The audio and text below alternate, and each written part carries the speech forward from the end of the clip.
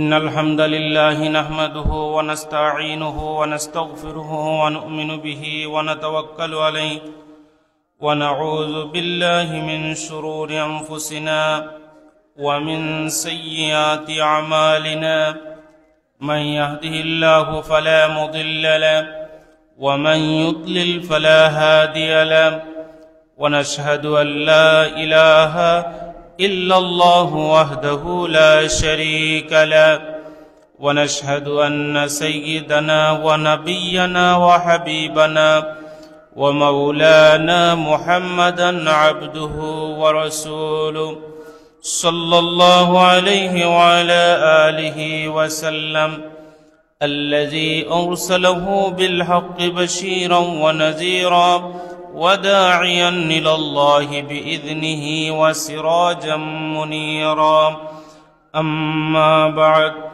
فقد قال الله تعالى في كلامه المجيد أعوذ بالله من الشيطان الرجيم بسم الله الرحمن الرحيم يا قوم ادخلوا الأرض المقدسة التي كتب الله لكم ولا ترتدوا على أدباركم فتنقلبوا خاسرين إن الله وملائكته يصلون على النبي يا أيها الذين آمنوا صلوا عليه وسلموا تسليما اللهم سيدنا مولانا محمد وعلى آل سيدنا مولانا فمحمدنا هو سيدنا فالعز لنا لإجابته اللهم سيدنا مولانا محمد وعلى آل سيدنا مولانا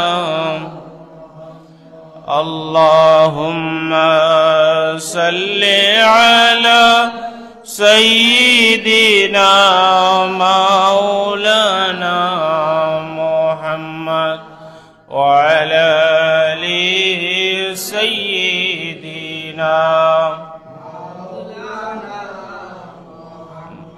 بلغ العلا بكماله كشف الدجى بجماله حسنت جميع خصاله صلوا عليه সম্মানিত মুসল্লিয়ানে کرام মহান আল্লাহ রব্বুল আলামিনের শাহানশাহী দরবারে আমরা প্রাণ খুলে শুকরিয়া আদায় করছি যে আল্লাহ রব্বুল আলামিন আমাকে আপনাকে আজকের এই মহতি দিন রজব মাসের শুক্রবার দিন আল্লাহ রব্বুল আলামিনের খানায়ে কাবার টুকরা মসজিদে এসে বসার তৌফিক দান করেছেন কিছু কথা বলার কিছু কথা শোনার তৌফিক দান করেছেন আমরা সকলে অন্তরের অন্তঃস্থল থেকে শ্রদ্ধা ভক্তির সাথে কালিমাতু শুকুর উচ্চারণ করে বলছি আলহামদুলিল্লাহ আমাদের পক্ষ থেকে লক্ষ কোটি দুরুদ এবং সালামের হাদিয়া প্রেরণ করছি রাহমাতুল লিল আলামিন শাফিউল মুজনাবিন সৈয়দুল মুরসালিন ইমামুল আম্বিয়া রাসূল করিম সাল্লাল্লাহু আলাইহি ওয়াসাল্লামের পবিত্র জান্নাতি কদম মুবারকে সম্মানিত মুসল্লিয়ানে کرام এই মাসটা মুসলমানদের জন্য অত্যন্ত গুরুত্বপূর্ণ একটা মাস এই মাসে আল্লাহ রাব্বুল আলামিন তার হাবিব জনাবে মুহাম্মদুর রাসূলুল্লাহ সাল্লাল্লাহু আলাইহি ওয়াসাল্লামকে তার সাথে সাক্ষাৎ ঘটিয়েছেন যেটাকে আমরা মেরাজ বলি আর এই মেরাজের সাথে জড়িত সবচেয়ে গুরুত্বপূর্ণ একটা নিদর্শন হচ্ছে বাইতুল মুকাদ্দাস এই বায়তুল মুকাদ্দাসে আল্লাহ রাব্বুল আলামিন অসংখ্য নবী এবং রাসূলদেরকে প্রেরণ করেছেন। এই অঞ্চলে, এই আশপাশে আল্লাহ রাব্বুল আলামিন অসংখ্য নবী এবং রাসূলদেরকে প্রেরণ করেছেন এবং তাদের জন্মভূমিও সেই জায়গায়, তাদের মাজারও সেই জায়গায় রয়েছে। এই জন্য এই জায়গাটা আমাদের জন্য একটা অনুপ্রেরণা। এই জায়গাটার নাম যখনই আমাদের সামনে আসে তখন আমাদের মনে হয় সাইয়্যিদুনা হযরত উমর রাদিয়াল্লাহু তাআলা আনহুর সেই বিজয়গাথা ইতিহাস, আমাদের মনে হয় সালাউদ্দিন আইয়ুবী রাহিমাহুল্লাহ সেই বিজয়গাথা ইতিহাস, আমাদের মনে হয় রাসূল করিম সাল্লাল্লাহু আলাইহি ওয়াসাল্লামের সেই জান্নাতি কদমের পায়ের ধুলি মিশ্রিত সেই ইতিহাস আমাদের মনে হয়। এজন্য মুসলমানরা এই বায়তুল মুকাদ্দাসের নাম শুনলে এমনিতেই আবেগতাড়িত হয়ে যায়। আল্লাহ রাব্বুল আলামিন বিভিন্ন কারণে এই বায়তুল মুকাদ্দাসের সম্মান মর্যাদা বাড়িয়ে দিয়েছেন। আল্লাহ রাব্বুল আলামিন এই বায়তুল মুকাদ্দাসকে মুসলমানদের প্রথম কিবলা হিসাবে মনোনীত করেছিলেন। বুখারী শরীফের হাদিসের মধ্যে এসেছে সিত্তাতা আশারা শাহরান, নবী করিম সাল্লাল্লাহু আলাইহি ওয়াসাল্লাম প্রায় 16-17 মাস পর্যন্ত এই বায়তুল মুকাদ্দাসের দিকে মুখ ফিরিয়ে নামাজ পড়েছিলেন। সম্মানিত সুধী, এই জন্য আল্লাহ রাব্বুল আলামিন কুরআনুল কারীমে এই জায়গাকে বলছেন ইয়া কওমি দুখুলুল আরদাল মুকাদ্দাসাতাল্লাতী কাতাবাল্লাহু লাকুম। আল্লাহ রাব্বুল আলামিন তোমাদের জন্য এমন একটা জমিনে প্রবেশ করার কথা বলছেন যেটা তোমাদের জন্য পবিত্র করে দিয়েছেন, এটা হচ্ছে বায়তুল মুকাদ্দাস। সম্মানিত মুসল্লিয়ানে কেরাম, এই জায়গা হচ্ছে মেরাজের সূচনা স্থল। মেরাজের শুরু হয়েছিল ওই জায়গা থেকে। মেরাজকে দুই ভাগে ভাগ করা হয়েছে, একটা হচ্ছে ইসরা আর একটা হচ্ছে মেরাজ। ইসরা কি? বাইতুল্লাহ শরীফ থেকে, বাইতুল হারাম থেকে বাইতুল মুকাদ্দাস পর্যন্ত ভ্রমণ ইসরা, আর বাইতুল মুকাদ্দাস থেকে উর্দু জগতে আল্লাহর সান্নিধ্যে সাক্ষাৎকারের নাম হচ্ছে মেরাজ। তাহলে মেরাজের সূচনা হয়েছে এই বাইতুল মুকাদ্দাস থেকে। মুসলিম শরীফের হাদিসের মধ্যে এসছে আল্লাহর হাবিব সাল্লাল্লাহু আলাইহি ওয়াসাল্লাম ইরশাদ করেন সেই বাইতুল মুকাদ্দাসে আমার জন্য বুরাক আনা হলো, আর এই বুরাকটা ছিল গাধা থেকে বড়, খচ্চর থেকে ছোট, আর এই বাহনটা এমন ছিল যে তার দৃষ্টি যতদূর পর্যন্ত যায় সেটা হচ্ছে তার এক কদমের সীমা।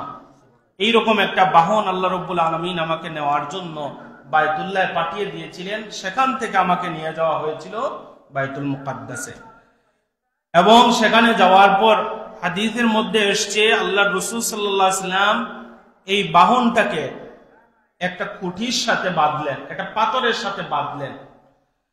এই পাথরটা আজও সেই বাইতুল মুকাদ্দাসে রয়েছে। সুবহানাল্লাহ।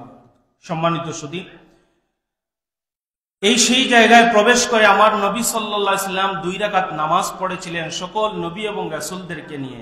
এই জন্য আমার নবী হচ্ছেন ইমামুল মুরসালিন, সকল নবীদের ইমাম হচ্ছেন আমার নবী জনাবে মুহাম্মদুর রাসূলুল্লাহ সাল্লাল্লাহু আলাইহি ওয়াসাল্লাম।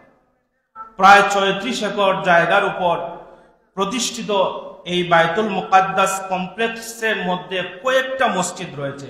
এর মধ্যে মসজিদে বুরাক, মসজিদে মাওয়ারি সহ আরো গুরুত্বপূর্ণ স্থাপনা রয়েছে সেই বাইতুল মুকাদ্দাসে। আপনারা যে গোল্ডেন বুরুজ দেখতে, গোল্ডেন গম্বুজ যেটা দেখতে পান, এর ভিতরে ঢুকলে পাবেন একটা খোলা পাথর।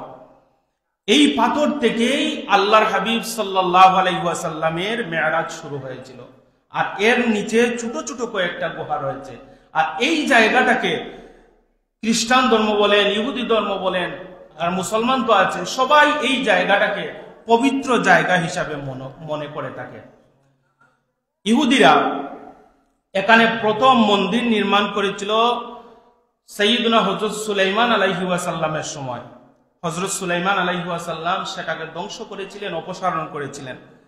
তারপরে আরো 2000 বছর যখন গেল, তখন হেরোড দ্য গ্রেট, সাইয়্যিদুনা হযরত ঈসা আলাইহিস সালামের মৃত্যুর পর সেখানে আবার তারা মন্দির নির্মাণ করলো, সেটাকে আবার ধ্বংস করা হলো। সেটা কিন্তু এই বায়তুল মুকাদ্দাসের জায়গায় নয়, বায়তুল মুকাদ্দাসের পাশে তারা এই কাজটা করেছিল। এই বায়তুল মুকাদ্দাসের পশ্চিম পাশে উঁচু একটা দেয়াল রয়েছে। এই দেয়ালে গিয়ে এখনো ইহুদিরা, খ্রিস্টানরা সেখানে তারা প্রার্থনা করে। তারা এটা মনে করে যে এই জায়গায় যদি কোনো কিছু চাওয়া হয় তাহলে এই চাওয়াটা তাদের পূর্ণ হয়ে যাবে। ইহুদিরা আল আকসাকে টেম্পল মাউন্ট হিসাবে তারা অভিহিত করে থাকে, যেখানে তারা যিশুকে ক্রুশবিদ্ধ করেছিল। ওই জায়গাটাকে তারা বলে টেম্পল মাউন্ট। এই জেরুজালেম শহরের 1 বর্গ কিলোমিটার এরিয়া যেটা রয়েছে সেটা ইহুদি, খ্রিস্টান, মুসলমান এই 3টা ধর্মই তারা তাদের পবিত্র জায়গা হিসাবে মনে করে থাকে। কিন্তু এর প্রকৃত মালিক যারা, তারা হচ্ছেন মুসলমান। প্রকৃত মালিক হচ্ছেন মুসলমান। সম্মানিত মুসল্লিয়ানে কেরাম, এটা হচ্ছে নবী এবং রাসূলদের স্মৃতিস্মারক। এই এলাকায় আল্লাহ রাব্বুল আলামিন যেই পরিমাণ নবী রাসূলগণ প্রেরণ করেছিলেন, পৃথিবীর আর কোন অঞ্চলে আল্লাহ রাব্বুল আলামিন এত পরিমাণ নবী রাসূল প্রেরণ করেন নাই। এই মসজিদ হচ্ছে পৃথিবীর দ্বিতীয় মসজিদ। যেমন হাদিস শরীফের মধ্যে আসছে, সাইয়্যিদুনা আবু যার রাদিয়াল্লাহু তাআলা আনহু আল্লাহর হাবিব সাল্লাল্লাহু আলাইহি ওয়াসাল্লামকে বললেন, কুলতু ইয়া রাসূলুল্লাহ আইয়ু মসজিদিন উদিয়া ফিল আরদি আউয়াল। আল্লাহর রাসূলকে বললেন, ইয়া রাসূলুল্লাহ, ইয়া হাবিবাল্লাহ, আল্লাহ রাব্বুল আলামিন এই পৃথিবীর মধ্যে সর্বপ্রথম কোন মসজিদটা তৈরি করেছিলেন? আল্লাহর রাসূল বললেন, ক্বালা মসজিদুল হারাম, অর্থাৎ বাইতুল্লাহ, মসজিদে হারাম, এটা আল্লাহ রাব্বুল আলামিন সর্বপ্রথম সৃষ্টি করলেন। তারপর তিনি বললেন, ইয়া রাসূলুল্লাহ সুম্মা ইউ, তারপর আল্লাহ রাব্বুল আলামিন কোন মসজিদটা নির্মাণ করেছিলেন, তৈরি করেছিলেন? তখন আল্লাহর রাসূল বললেন, ক্বালা আল মসজিদুল আকসা, এরপরে আল্লাহ রাব্বুল আলামিন যেই মসজিদটা মুসলমানদের জন্য নির্মাণ করেছিলেন, প্রস্তুত করেছিলেন, তৈরি করেছিলেন, সেটার নাম হচ্ছে মসজিদে আকসা। সুবহানাল্লাহ। তারপর আল্লাহর রাসূল বললেন, সুম্মা বাইনাহুমা ক্বালা 40 সানা, এই দুইটা মসজিদের মধ্যে আল্লাহ রাব্বুল আলামিন 40 বছর গ্যাপ রেখেছিলেন। বাইতুল্লাহ শরীফ তৈরির 40 বছর পর আল্লাহ রাব্বুল আলামিন বাইতুল মুকাদ্দাস তৈরি করেছিলেন। এই মসজিদের ফজিলতের মধ্যে আসছে, লা তাশুদ্দুর রিহাল ইল্লা ইলা সালাসাতি মাসাজিদ, লা তুশাদ্দুর রিহাল ইল্লা ইলা সালাসাতি মাসাজিদ। আল্লাহর হাবিব বলছেন, 3টি মসজিদ ছাড়া অন্য কোন মসজিদে নিয়ত করে যাওয়া যায় না। এর নাম হচ্ছে, একটা হচ্ছে মসজিদে হারাম, আরেকটা হচ্ছে মসজিদের রাসূল অর্থাৎ মসজিদে নববী, আরেকটা হচ্ছে মসজিদে আকসা। কোন ব্যক্তি যদি মসজিদে আকসার মধ্যে 1 রাকাত নামাজ পড়ে, আল্লাহ রাব্বুল আলামিন তার নামায়ে আমলনামার মধ্যে 25,000 রাকাতের সওয়াব দান করে দেন। আর বায়তুল্লাহ পড়লে 1 রাকাতে 1 লক্ষ, আর আল্লাহ রাসূল সাল্লাল্লাহু আলাইহি ওয়াসাল্লামের মসজিদে হারামে 1 রাকাত পড়লে 50,000 রাকাতের সওয়াব আল্লাহ রাব্বুল আলামিন দান করে দেন। এই মসজিদে যদি প্রবেশ করে কেউ দোয়া করে, সাইয়্যিদুনা হযরত সুলাইমান আলাইহিস সালাম এই মসজিদে আল্লাহর নিকট দোয়া করেছিলেন, আল্লাহ এই জায়গায় এসে যদি কোনো মানুষ তার গুনার জন্য যদি গুনাহ মাফ চায়, আপনি মাফ করে দিবেন। আল্লাহ রাব্বুল আলামিন ওই দোয়া কবুল করেছেন। কোনো মানুষ যদি মসজিদে আকসায় গিয়ে আল্লাহ রাব্বুল আলামিনের নিকট হাত তুলে দোয়া করে, আল্লাহ রাব্বুল আলামিন তার জিন্দেগীর সমুদয় গুনাহ মাফ করে দেন। সুবহানাল্লাহ। এবং এই শেষ জামানায় আল্লাহ রাসূল সাল্লাল্লাহু আলাইহি ওয়াসাল্লাম বলছেন, এই বাইতুল মুকাদ্দাসের জমিন, এই গোটা বাইতুল মুকাদ্দাস এলাকা, জেরুজালেম এলাকা মুসলমানদের জন্য খুব বেশি প্রিয় হয়ে যাবে। মুসলমানদের আকর্ষণ, মুসলমানদের ভালোবাসা বৃদ্ধি পেয়ে যাবে। মানুষ বিভিন্ন অঞ্চল থেকে আসবে বাইতুল মুকাদ্দাসের জায়গা ক্রয় করার জন্য। অর্থাৎ আল্লাহ রাব্বুল আলামিন মানুষের মধ্যে ভালোবাসা বাড়িয়ে দিবেন এবং বাইতুল মুকাদ্দাসের এই জমি মানুষের নিকট খুব প্রিয় হয়ে যাবে। মানুষ কোটি কোটি টাকা দিয়ে বাইতুল মুকাদ্দাসের আশপাশের অঞ্চল কেনার চেষ্টা করবে। সুবহানাল্লাহ। এজন্য আল্লাহ রাসূল সাল্লাল্লাহু আলাইহি ওয়াসাল্লাম বলছেন, খায়রুল লাহু মিনাদ দুনিয়া জামিআ, এই দুনিয়ার সব কিছুর চাইতে মূল্যবান জায়গা হয়ে যাবে বাইতুল মুকাদ্দাসের মাটি, জেরুজালেমের মাটি, এর আশপাশের মাটি। সুবহানাল্লাহ। সম্মানিত মুসল্লিয়ানে কেরাম, ইয়াজুজ মাজুজের কথা আমরা শুনেছি। এই ইয়াজুজ মাজুজ যখন তাদেরকে যেই জায়গায় ধ্বংস করা হবে সেটা হচ্ছে এই আকসার পার্শ্ববর্তী পাহাড়ের দিকে যখন তারা অগ্রসর হবে তখন সেই জায়গায় একটা পাহাড় রয়েছে, এই পাহাড়ের নাম হচ্ছে জাবালে খামার। এই জাবালে খামারের পাশে তাদেরকে ধ্বংস করে দেওয়া হবে। পৃথিবী যখন ধ্বংস হয়ে যাবে, কিয়ামতের আগে তাদেরকে ধ্বংস করে দেওয়া হবে, সেটা হচ্ছে বাইতুল মুকাদ্দাসের পাশে একটা পাহাড়, এই পাহাড়ের নাম হচ্ছে জাবালে খামার। এর পাশে ইয়াজুজ মাজুজদেরকে ধ্বংস করে দেওয়া হবে। সম্মানিত মুসল্লিয়ানে কেরাম, তারপর হাদিসের মধ্যে এসছে সাইয়্যিদুনা হযরত ঈসা আলাইহিস সালামের সঙ্গী সাথী যারা, তারা আল্লাহ রাব্বুল আলামিনের নিকট এই ইয়াজুজ মাজুজ থেকে পরিত্রাণ পাওয়ার জন্য আল্লাহর নিকট দোয়া করবেন। আল্লাহ রাব্বুল আলামিন এই দোয়া কবুল করবেন, কবুল করে তাদের ঘাড়ের মধ্যে এক প্রকার কীট আল্লাহ রাব্বুল আলামিন তৈরি করে দিবেন। এই কীট তাদেরকে দংশন করবে, আর দংশনের কারণে ইয়াজুজ মাজুজ এই পাহাড়ের পাশে তারা মারা যাবে। ইয়াজুজ মাজুজের পুরা বংশকে আল্লাহ রাব্বুল আলামিন নিশ্চিহ্ন করে দিবেন, যেই ঘটনাটা মুসলিম শরীফের মধ্যে এসেছে। সম্মানিত সুধী, আল্লাহ রাসূল সাল্লাল্লাহু আলাইহি ওয়াসাল্লাম ইরশাদ করছেন, লা ইয়াকরিবু আরবাআতা মাসাজিদ, মসজিদুল হারাম ওয়া মসজিদুল মদিনা ওয়া মসজিদাত তুর ওয়া মসজিদুল আকসা। কিয়ামতের আগে যেই সময় এমন একটা অবস্থা হবে, দাজ্জাল পুরা পৃথিবী যখন ঘোরাফেরা করবে, সয়লাভ করবে, মুমিনদের ঈমান নিয়ে যখন পরীক্ষা করা হবে, আল্লাহর রাসূল বলেন 4টা মসজিদকে আল্লাহ রাব্বুল আলামিন হেফাজত রাখবেন। সুবহানাল্লাহ। কয়টা মসজিদকে? 4টা। এর আশেপাশেও, এর ধারেও দাজ্জাল প্রবেশ করতে পারবে না। কোন 4টা মসজিদ? একটা হচ্ছে মসজিদে হারাম, একটা হচ্ছে আল্লাহ রাসূল সাল্লাল্লাহু আলাইহি ওয়াসাল্লামের মসজিদে নববী। সম্মানিত সুধী, গত কয়েকদিন আগে আমি একটা বক্তব্য দেখলাম, একজন বিশিষ্ট আলেম তিনি বয়ান করতেছেন কিয়ামতের আলামত বর্ণনা করতে গিয়ে বলছেন যে কিয়ামতের আগে আল্লাহ রাব্বুল আলামিন এমন ভাবে ধ্বংস করে দিবেন, মসজিদে নববী ধ্বংস হয়ে যাবে আর মসজিদে নববীর উপর কুত্তা প্রস্রাব করবে। নাউযুবিল্লাহি মিন যালিক। এমন কোন হাদিস আমরা পাই নাই। সম্মানিত শুধু এই জন্য হাদিস বর্ণনা করতে গেলে অনেক সতর্কতার প্রয়োজন, অনেক সতর্কতার প্রয়োজন। তারপরে 3 নম্বর মসজিদ হচ্ছে মসজিদে তুর, আর 4 নম্বর মসজিদ হচ্ছে মসজিদে আকসা। এটাকে আল্লাহ রাব্বুল আলামিন দাজ্জালের এই ভয়াবহ ফিতনা থেকে হেফাজত রাখবেন। সম্মানিত মুসল্লিয়ানে কেরাম, এই মসজিদে আকসার নির্মাণটাকে আমরা 2 ভাগে ভাগ করতে পারি। একটা হচ্ছে ইসলাম পূর্ব যুগে, আর একটা হচ্ছে ইসলাম পরবর্তী যুগে। ইসলাম পূর্ব যুগের ইতিহাস যদি ঘাটাঘাটি করা যায় তাহলে কয়েকটা বর্ণনা আসে, যে কেউ বলেছেন হযরত আদম আলাইহিস সালাম নির্মাণ করেছেন, কেউ বলেছেন হযরত নূহ আলাইহিস সালাম নির্মাণ করেছেন, কেউ বলেছেন সাইয়্যিদুনা হযরত ইব্রাহিম আলাইহিস সালাম এই বাইতুল মুকাদ্দাসের ভিত্তিপ্রস্তর স্থাপন করেছিলেন। তারপরে এই পবিত্রময় ভূমি যিনি সংস্কার করেছিলেন তিনি হচ্ছেন সাইয়্যিদুনা হযরত মূসা আলাইহিস সালাম। তারপরে মূসা আলাইহিস সালামের পরে হযরত দাউদ আলাইহিস সালাম, তারপরে ওনার ছেলে হযরত সুলাইমান আলাইহিস সালাম জিন জাতিদেরকে দিয়ে এই বাইতুল মুকাদ্দাসের পুনর্নির্মাণ করেছিলেন। এটা হচ্ছে ইসলাম পূর্ব যুগের আগের ইতিহাস। তারপরে হযরত সুলাইমান আলাইহিস সালামের সময় এই আল আকসা চত্বরে আলিশান একটা ভবন নির্মাণ করা হয়েছিল, যেটাকে বলা হতো হায়কালি সুলাইমানি।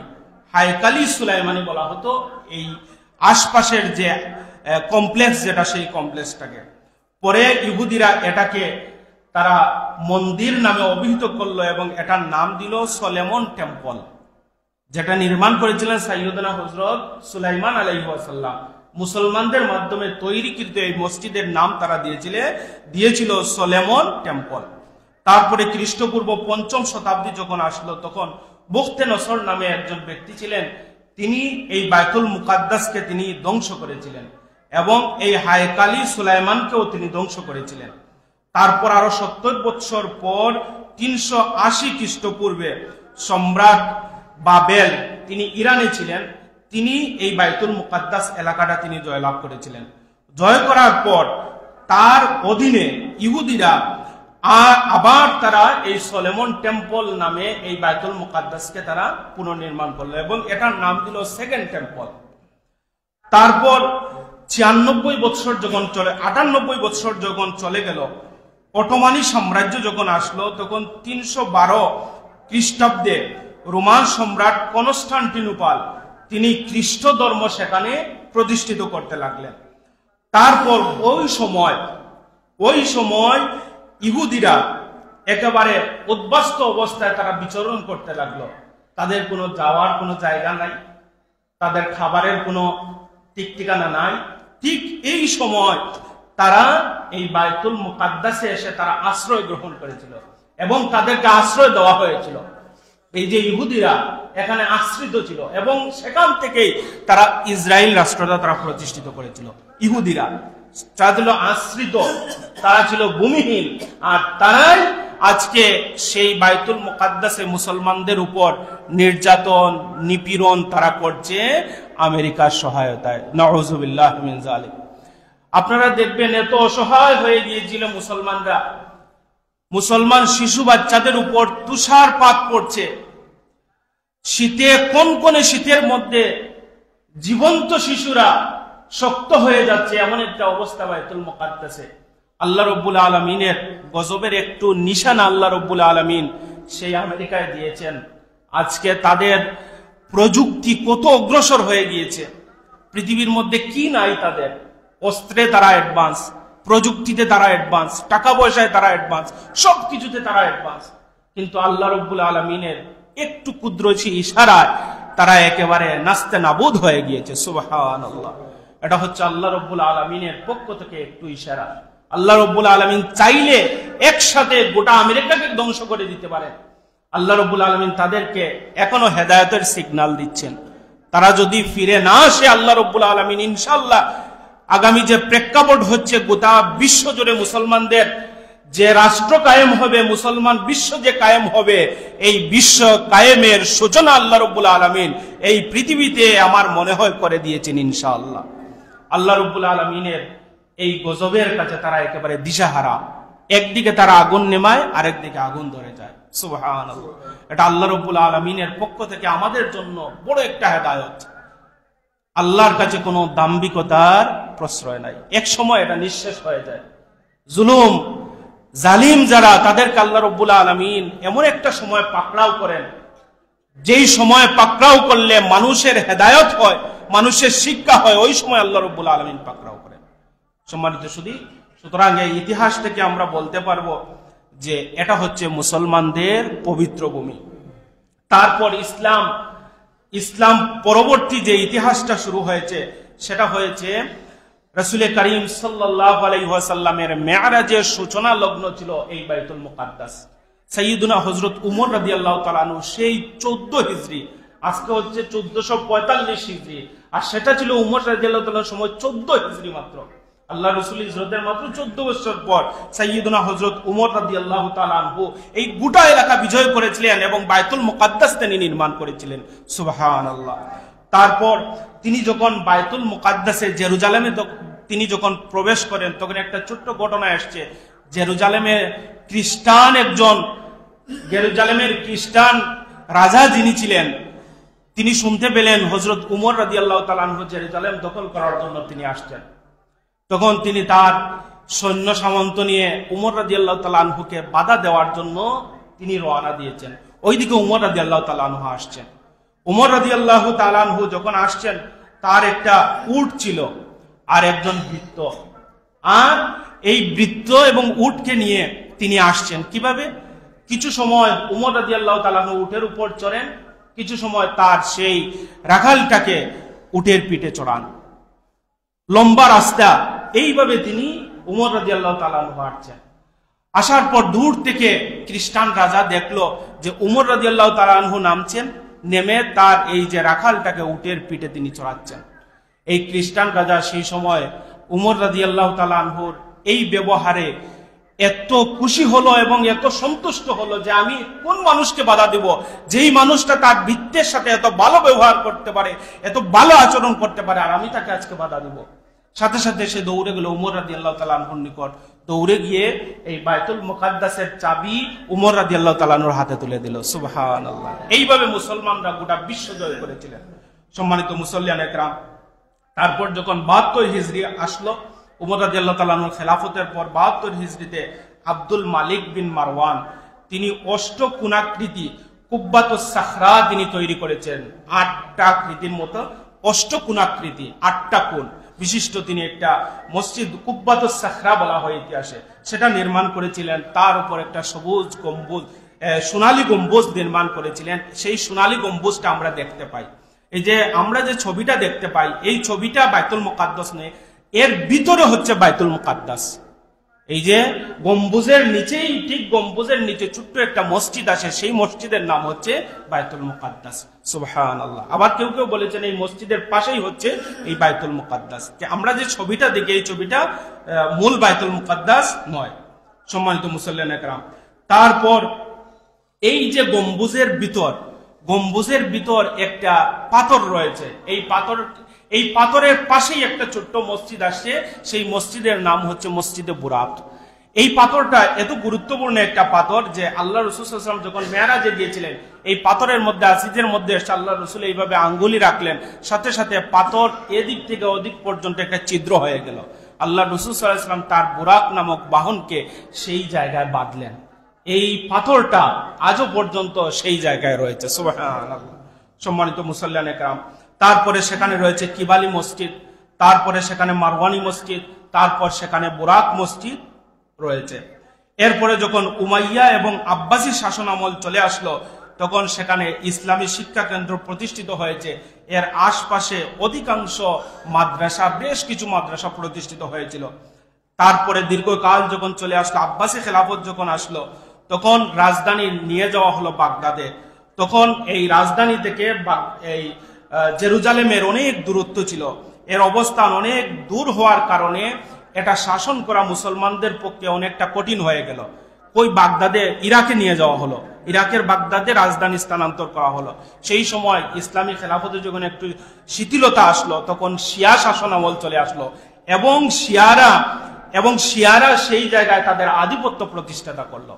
আধিপত্য প্রতিষ্ঠা করে তারা ইসলামী হুকুমাত গুলা তারা পরিবর্তন করতে শুরু করলো। 100 বছর পর্যন্ত সেই জায়গায় তারা ফিলিস্তিনটাকে মুসলমানদের কাছ থেকে নিয়ে তারা এই শাসন করতে লাগলো, তারা গ্রহণ করলো। তারপরে সেলজুক শাসন যখন আসলো, সেলজুক শাসন আসার পর সেলজুকরা এই তাদের কাছ থেকে উদ্ধার করলো এবং বাইতুল মুকাদ্দাস তারা আবার পুনর্নির্মাণ করলো। সেই সময় ইমাম গাজ্জালি রাহিমাহুল্লাহ সহ অনেক বড় বড় মানুষ সেই জায়গায় অবস্থান করছিলেন। সম্মানিত সুধী, তারপর ক্রুসেডারদের মাধ্যমে যখন ধর্মযুদ্ধ শুরু হয়ে গেল 1099 খ্রিস্টাব্দ, সেই সময় খ্রিস্টানরা জেরুজালেম এবং সিরিয়া, বর্তমান যে সিরিয়া এবং জেরুজালেম প্যালেস্টাইন সেটা তারা দখল করে নিয়ে তারা এই বাইতুল মুকাদ্দাসের আশপাশে তারা গণহত্যা চালালো। প্রায় 90 বছর চলে গেল। তখন এই পৃথিবীতে আল্লাহ রাব্বুল আলামিন একজন মুজাদ্দিদ প্রেরণ করলেন। এই মুজাদ্দিদের নাম হচ্ছে সাইয়্যিদুনা হযরত সালাউদ্দিন আইয়ুবী রাহিমাহুল্লাহ। সুবহানাল্লাহ। 90 বছর পর এই সালাউদ্দিন আইয়ুবী রাহিমাহুল্লাহ তিনি বাইতুল মুকাদ্দাস দখল করেন এবং বাইতুল মুকাদ্দাসে মুসলিম আধিপত্য প্রতিষ্ঠা করেন। সুবহানাল্লাহ। সর্বশেষ উসমানীয় খেলাফত যখন আসলো, উসমানীয় খেলাফতের পর এই বাইতুল মুকাদ্দাসের উপর এই যেভাবে দুর্যোগ নেমে এসেছে, এই দুর্যোগ এখন পর্যন্ত চলমান। এখন এরপর থেকে যে দুর্যোগ নেমে এসেছে, এই দুর্যোগটা এখন পর্যন্ত চলমান। ইনশাআল্লাহ আমরা হাদিসগুলা ঘাটাঘাটি করলে বলতে পারি এই বাইতুল মুকাদ্দাস বিজয়ের শুভ সূচনা ইনশাআল্লাহ শুরু হয়ে গিয়েছে। আমরা বলি আলহামদুলিল্লাহ। সম্মানিত মুসল্লিয়ানে কেরাম, এই বাইতুল মুকাদ্দাসের আশপাশকে এত বরকতময় করে রেখেছেন। সাইয়্যিদুনা হযরত মরিয়ম আলাইহিস সালামকে যখন ওনাকে, লম্বা ঘটনা সংক্ষেপে বলছি, মরিয়ম আলাইহিস সালামকে যখন বাইতুল মুকাদ্দাসের খাদেমা করে ওনার বাবা যখন রাখলেন, তখন উনার খালু হযরত জাকারিয়া আলাইহিস সালাম বার্ধক্য বয়সে তিনি পৌঁছে গিয়েছেন, উনার কোনো ছেলে সন্তান হচ্ছে না। কেউ বলেছেন 86 বছর, কেউ বলেছেন 100 বছর, এমন সময় যেই সময় সন্তান হওয়ার কোনো সম্ভাবনা নাই। একদিন হযরত জাকারিয়া আলাইহিস সালাম উনার হযরত মরিয়ম আলাইহিস সালামের দরজার ফাঁক দিয়ে দেখেন মরিয়ম আলাইহিস সালাম নামাজ পড়ছেন, আর উনার টেবিলের মধ্যে আমের মৌসুম নয় কিন্তু আম ফল, অর্থাৎ বেমৌসুমি ফলে ভরপুর হওয়া। সুবহানাল্লাহ। তখন হযরত জাকারিয়া আলাইহিস সালামের একটা আশা হলো যে আল্লাহ রাব্বুল আলামিন মরিয়মকে বেমৌসুমে ফল দিতে পারেন, সেই আল্লাহ তো আমার এই সন্তান হওয়ার মৌসুম শেষ, আল্লাহ রাব্বুল আলামিন চাইলে আমাকেও তো সন্তান দান করতে পারেন। সুবহানাল্লাহ। কুরআনুল কারীমে হুবহু আল্লাহ রাব্বুল আলামিন বলছেন হুনালিকা দাআ জাকারিয়া। হযরত জাকারিয়া আলাইহিস সালাম সেই জায়গায় দাঁড়িয়ে, হুনালিকা সেই জায়গায় দাঁড়িয়ে আল্লাহ রাব্বুল আলামিনের নিকট দোয়া করেছিলেন। আল্লাহ রাব্বুল আলামিন সাথে সাথে দোয়া কবুল করেছেন এবং নবী হযরত ইয়াহইয়া আলাইহিস সালামকে উনার ঔরসে আল্লাহ রাব্বুল আলামিন দান করে দিয়েছেন। সুবহানাল্লাহ। এই জন্য মনে রাখবেন, নেক জায়গায় গিয়ে দোয়া করলে দোয়া আল্লাহ রাব্বুল আলামিনের দরবারে কবুল হয়। নেক এলাকায় গিয়ে দোয়া করলে দোয়া আল্লাহ রাব্বুল আলামিনের দরবারে কবুল হয়। যেই আল্লাহ রাব্বুল আলামিন জাকারিয়া আলাইহিস সালামের দোয়া ওই জায়গায় কবুল করতে পারেন, আমরাও যদি নেক জায়গায় দোয়া করি তাহলে অন্য জায়গার তুলনায় নেক জায়গার দোয়া আল্লাহর নিকট বেশি গ্রহণযোগ্য, বেশি কবুলযোগ্য। সুবহানাল্লাহ। সম্মানিত মুসল্লিয়ানে কেরাম, এই সংক্ষিপ্ত ইতিহাস বললাম। আগামী সপ্তাহে ইনশাআল্লাহ আমরা মেরাজের আলোচনা করব।